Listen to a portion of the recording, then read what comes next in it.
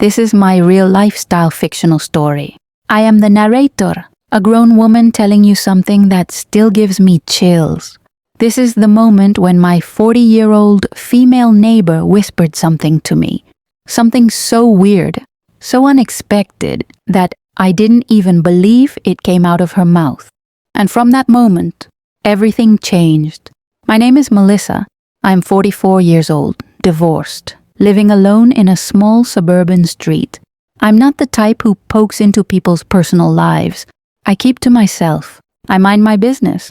And generally I avoid neighborhood drama. But then, Vanessa moved in next door. She was 40, tall, sharp eyes, weirdly confident. The type who walks like she already knows what people are thinking before they speak. And honestly, there was something about her that instantly bothered me. Not in a bad way, but in a way that made my nervous system wake up around her. Anyway, our first conversation happened in the most random way ever. I was checking my mail outside one evening, and she suddenly just appeared near my fence, leaning against the wooden rail like she had been standing there for hours. "Late night mail check, huh?" she said with this smirk. It wasn't exactly friendly. It was strange. Almost like she was already inside my personal space even, though she wasn't touching me. I tried to be cool. I said, "Yeah, I forgot to check earlier, so here I am." She nodded slowly, then looked directly into my eyes. But not normal eye contact. The type of eye contact that makes your brain freeze for a second. She lowered her voice, leaned slightly closer, and whispered, "If you want to look, just ask." My whole chest locked up. I swear I couldn't inhale for a second. Her tone wasn't flirty. It wasn't friendly. It was like she was testing me. I just stood there like a statue, not able to blink, not able to react, not able to say anything. And she just smiled, like she knew what she had done to me. "Good night, Melissa," she whispered, and walked away like nothing had happened. I couldn't move. If you guys are into this kind of shocking, real-life style storytelling, hit that subscribe so you don't miss the continuation of this madness. That whole night, I barely slept.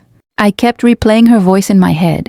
Not the words, the tone. That whisper was like a glitch in reality, like she was hinting at something bigger, something I wasn't prepared for. Next morning, sunlight felt fake. I made coffee, but it tasted like metal. My body was in alert mode. You know that adrenaline hum in your chest when you sense something is off? That, around 10 a.m., I stepped outside to sweep my front porch, just to distract myself. And then I saw her again, Vanessa, standing on her driveway, but facing my direction, like she had been waiting for me to come out. She waved slowly, like she already knew I'd appear. I tried to act normal. I said, "Good morning," pretending nothing happened last night. She smirked again. "Morning, Melissa." Then she said something even stranger. Curiosity is only scary before you look. After that, it becomes addiction. I swear my fingers went cold. "Who talks like that?" I laughed in a confused way. You know the kind of laugh when you're uncomfortable and trying not to show fear. She tilted her head like she was studying me. Then she did something I still don't understand. She pointed toward her own house and said, "Come inside sometime. Don't be shy." But the way she said inside didn't feel like she meant just her home. It felt like she meant something deeper, something psychological, something forbidden. I froze again, because this wasn't a normal neighbor situation anymore. This felt like she was leading me into some weird psychological maze, like she wanted to see how far I'd go, just because she whispered that first line. And worst part, a small piece of me actually wanted to know. Not because of attraction, but because mystery is addictive. And she knew that. She walked back toward her door while staring at me over her shoulder. And before she went inside, she said one more line. "When you're ready, knock." Then she closed her door. And I stood there on my porch, heart shaking, wondering what the hell she was trying to drag me into. For the next 2 days, I tried to avoid her.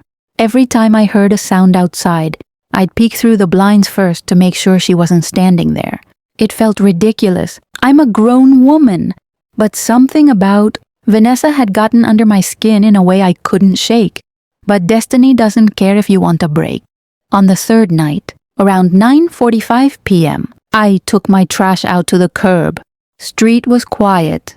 Sky looked heavier than usual, like the air had weight. As I was pushing the bin toward the street, I heard a soft voice behind me. "You're thinking about what I said." My heart dropped into my stomach. I turned slowly, and she was standing halfway down her walkway, like she had been there the whole time and I just didn't notice. She wasn't smiling this time. She wasn't smirking. Her face was serious, too serious. I swallowed and said, "I'm not thinking about anything. I'm just busy." She stepped forward, one step, slow, controlled, like she was hunting me but pretending she wasn't. "Busy minds lie the loudest," she said. "Quiet minds tell the truth." I didn't know what to reply, so I stayed silent. She tilted her head, eyes narrowed, like she was reading every thought inside me. Then she took another slow step forward. "Do you really want to know why I said that to you?" she asked.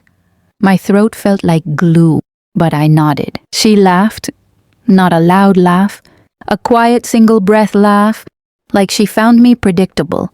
"I said it because I could tell," she whispered. "You already wanted to look before I ever said it." My chest tightened. I stepped back. She didn't chase. She just watched me, like she was measuring my fear, like she was collecting it. Then she said, "Curiosity is a door that opens from your side. I just knock." And she slowly turned around and walked back toward her house, without waiting for my reaction, like she already knew she had dug deeper inside my thoughts. I stood there in the dark, trash bag in my hand, heart pounding, realizing she wasn't teasing me anymore. She was pulling me into something psychological, and I had no idea how far she wanted this to go. The next morning, I woke up with this heavy ache in my chest, like my body knew something before my brain did. Every time I thought about what she said, it was like she was inside my head without even being there. Around noon, I heard a knock. Not gentle, not loud, just one single knock. When I opened my door, there was no one on my porch, but there was a small folded note on the mat. No name, no fancy handwriting, just one sentence, written in black pen. "You can't unthink a thought once you've tasted it." I swear my fingertips went numb holding that paper. I looked toward her house. Her curtains were slightly open, like someone was watching from behind them, but I couldn't see anyone clearly. Was she waiting for my reaction, testing me, playing with my mind? I crumpled the note and walked inside, forcing myself not to fall into her psychological trap. But the human brain is stupid sometimes. The more you try not to think about something, the sharper it becomes. By evening, I realized I had looked toward her house at least 20 times. And every time, it felt like she knew. Around 7:30 p.m., I stepped outside to get some fresh air. Her porch light turned on instantly, like she had been waiting for that exact moment. She walked out slowly, wearing a gray oversized sweater, hair messy like she didn't care. She leaned against her railing and said, "Do you know the weirdest part, Melissa?" I swallowed hard. She smiled with this eerie, calm look in her eyes. When people pretend they don't want to look, that's when they want it the most. My knees actually felt weak. She continued, "You keep waiting for me to pull you in, but the truth is, you already crossed the line the moment you asked yourself why you froze." Then she pointed at her front door, not aggressively, gently, like she was offering the final step. "No one can drag you inside," she whispered. "You have to walk in on your own." And then she went inside and left her door slightly open, just a tiny gap, like an invitation waiting for me to choose a side. And in that moment, I realized something terrifying. I wasn't scared of her anymore. I was scared of myself. I must have stood there on my porch for a full minute, staring at that slightly open door across the driveway, debating if I should make the stupidest decision of my life. Every logical part of me was screaming, "Don't go! But curiosity is poisonous. It doesn't kill you instantly. It kills you in tiny silent steps. So I walked. Not fast, not confident, but slow, like my own shadow was dragging me forward. When I reached her porch, her door was still open, just that small, silent little gap. I pushed it gently with my fingertips. The house smelled like vanilla candles mixed with something sharp, like cedar wood and winter air. Her living room was dim, just a soft, warm light in the corner. She was sitting on the far side of the couch, legs crossed, calm, like she had been waiting all day for me to finally step over that invisible line. No shock on her face, no excitement, just confirmation, like she already knew I'd come in. She didn't say hello, she didn't say welcome. She just looked at me and said, "See, you wanted to look?" Her tone wasn't teasing anymore. It was almost like she'd been teaching me a lesson this whole time. I sat down on the single chair across from her, keeping space between us, trying to keep my breathing steady. "What is all this?" I asked quietly. My voice sounded so small. She shrugged. "People pretend to be innocent, but they're not. Curiosity is the real truth. We all just lie about it." She leaned forward, elbows on her knees, eyes locked into mine, like she was scanning my soul. "You froze that night," she whispered, "because your mind already knew what you were curious about, before your mouth admitted it." My skin went cold again. It wasn't just her whisper anymore. It was the way she spoke, like she wasn't guessing. She was stating facts, like she had access to my internal thoughts. Then she said the line that hit me like a brick. "I never asked you to come in. You came in because you wanted to." And suddenly, everything clicked. This wasn't about her showing me anything. This was about her proving who I really was. And that realization scared me more than anything she'd done so far.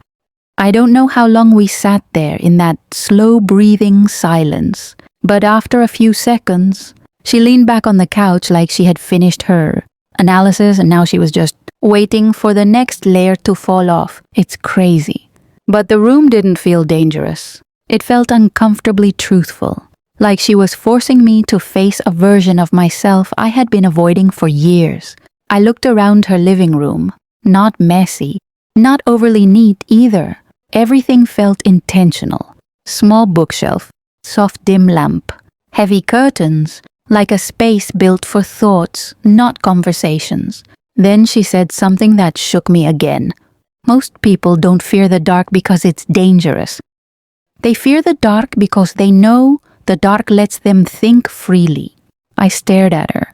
She continued, "You froze outside not because of me, but because you saw a version of yourself that you keep hiding." I whispered back, "What version?" She smiled, but not mocking, more like she understood something familiar. "The version of you that wants something, but never admits it, not to anyone, not even to yourself." My throat tightened, because that wasn't random, that wasn't generic. That hit exactly where my life had been stuck for years, being safe, being small, pretending to be neutral, avoiding risks, playing it predictable. She stood up slowly, walked to her small kitchen counter, poured 2 cups of herbal tea, and brought one to me.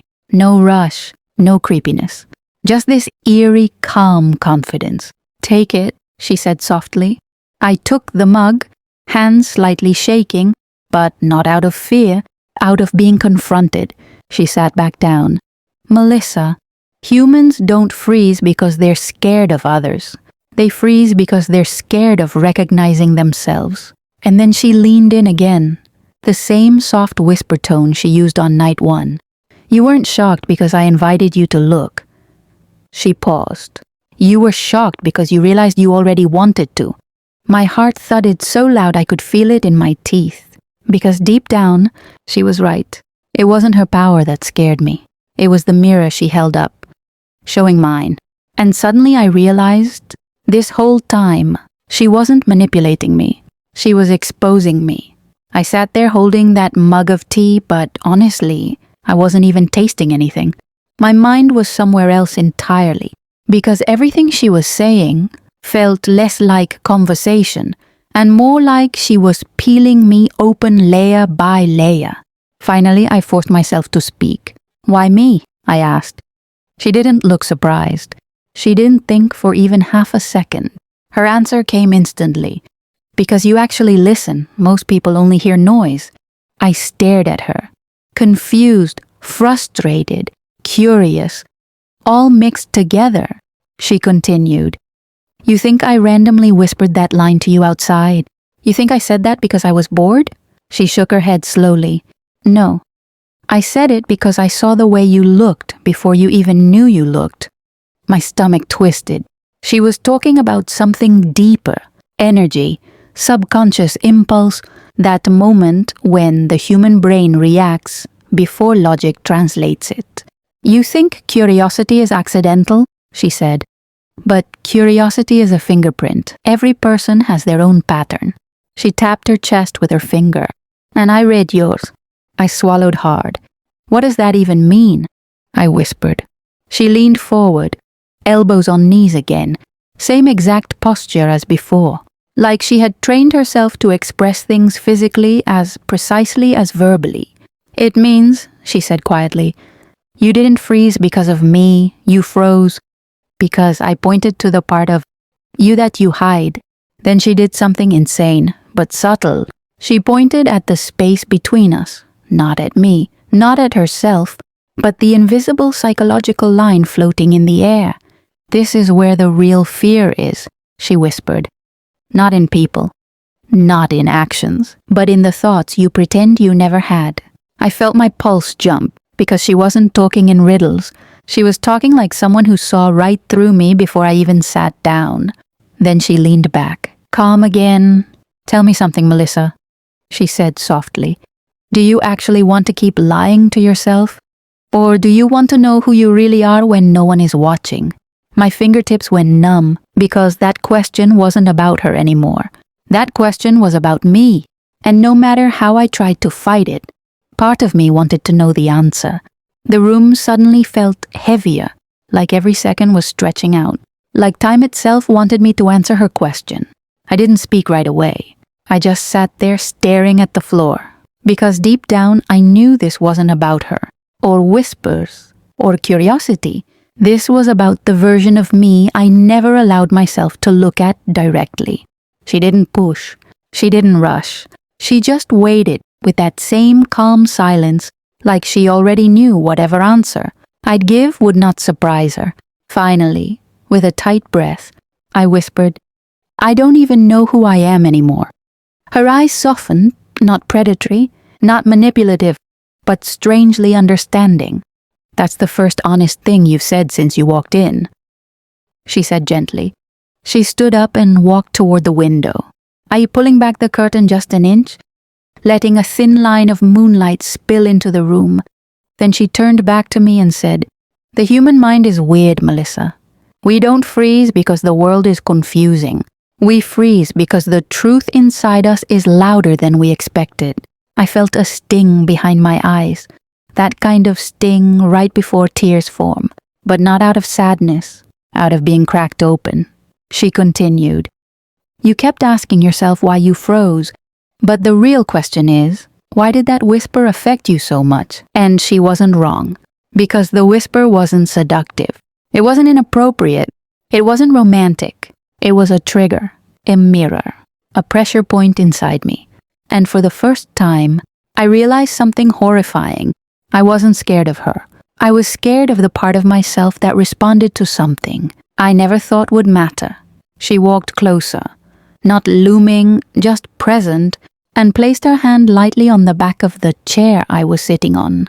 "Every person has a thought they pretend isn't theirs," she whispered. "Yours finally surfaced."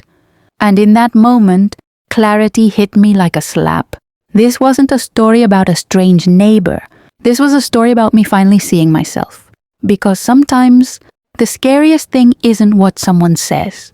The scariest thing is realizing which part of you reacted to it. And I swear on everything, that realization changed the way I saw myself forever. Masao. The end.